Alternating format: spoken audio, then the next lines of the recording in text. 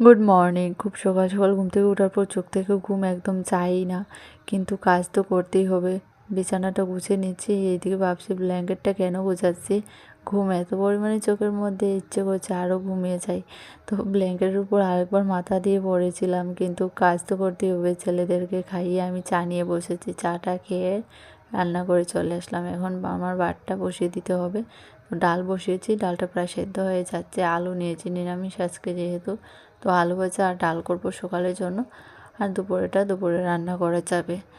তো এদিকে চালগুলো দিয়ে দিচ্ছি, জল গরম হয়ে এসছে। আর কি যেন মনে হচ্ছে, মানে আজকে সকাল থেকে এত পরিমাণে মাথাটা ধরে গেছে যেন ঘুমটা অনেকটাই কম হয়েছে আজকে। তো আলু ভাজাও হয়ে এসছে, আর এদিকে স্নান করে চলে আসলাম। আজকে একটু তাড়াতাড়ি স্নান করেছি, কাপড়গুলো ধুয়ে দিলাম। আর আজকে সারাদিন দেখে আর কিছু ভিডিও করা হয়নি। ভিডিওটা ভালো লাগলে একটা লাইক করো, চ্যানেলটা সাবস্ক্রাইব করে টাটা।